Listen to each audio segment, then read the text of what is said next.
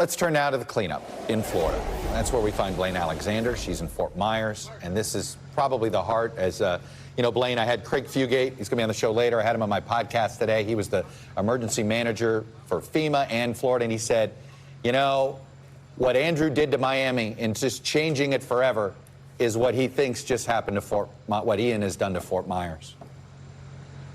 Yeah. And I think that's just from what I've seen here, Chuck. I do think that that's a fair assessment. You know, what we're looking at right now, this used to be a marina. This used to be a popular place where people would come, rent boats, rent paddle boats, and go out and enjoy a whole lot of water life. And this whole strip is now non-existent. That's the brunt of it. I spoke with a gentleman who owns this place here behind me. He told me that, quite frankly, some other people just did not expect it to be this bad, didn't expect it to be this powerful. They tried their best to secure the boats they had, secure the kayaks, but you can see what it's done to this building, and you can't see it because it's off camera, Chuck, but really a lot of the boats that were over here to my right in the water are now completely on the other side, over to my left. They're in streets, they're up against, you know, branches and things over that way, and that's what we're seeing all up and down this coastline. One thing that we have been seeing is a lot of people coming and seeing this damage for the very first time, Chuck, and we can look at pictures, you can look at aerials, you can look at news reports, but there's really nothing that compares to somebody walking up, seeing the place that they called home or the place that brought in their livelihood and seeing it destroyed for the very first time. Unfortunately, that's a lot of what we're seeing today. I do want to make the point, and I think it's important to mention, though, even though there are a lot of people who are surveying the damage, there is a lot of urgency still. There's still a lot of search and rescue going on. The emergency, this kind of race against time, isn't over just because the storm has blown through. Sanibel Island is a perfect example of that. You know, where we're standing right now, every now and then we hear choppers fly overhead. We hear military choppers flying over that way towards Sanibel Island.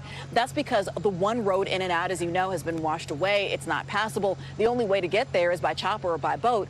What they're doing is they're sending search and rescue teams over there. Officials say that they're dropping people there. They're literally knocking door by door, checking to see if there are people there. Right.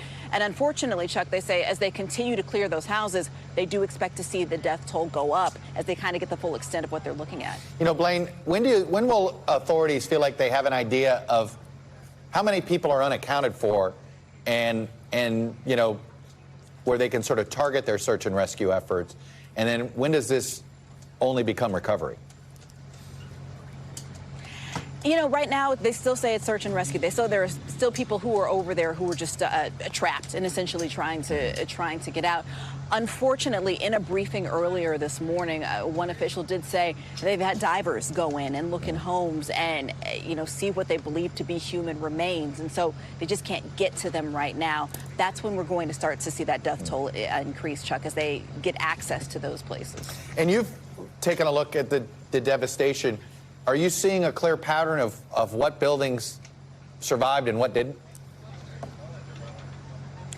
You know, what we're seeing right here, really it looks like anything that's facing that way, which is where the storm blew through, was sheared. There's, you know, that's kind of that's the brunt of it. There's a high-rise, you can see it right over there. There's damage there, certainly. We know there's damage, but it's still standing. There were people who kind of rode out the storm in high-rises like that and other kind of places that they could find. I've got to say what's interesting, we've really been all over the state of Florida. We started in Jacksonville, drove to Orlando, and then drove down here to Fort Myers. One thing that I am noticing is that you can see where the real devastation starts. As you're kind of driving down the highway, you see trees in the road. You see on-ramps and off-ramps that are still flooded, and you see destruction as you start to get closer. I think what's important to point out, though, is that resources are still missing here. You know, we're more than 80 degrees here in Fort Myers. There's no water, there's no electricity, there's no bottled water that anybody can purchase. And as you know, Florida has the highest or among the highest elderly populations in the U.S. So getting those basic resources back on is an absolute necessity, Chuck. Yeah, I think Charlotte County has something like nearly 50% of its population's over the age of 65. So we have a lot of seniors to be getting bottled water to and resources to ASAP. Blayne Alexander on the ground for us in Fort Myers. Blayne, thank you. Thanks for watching our YouTube channel. Follow today's top stories and breaking news by downloading the NBC News app.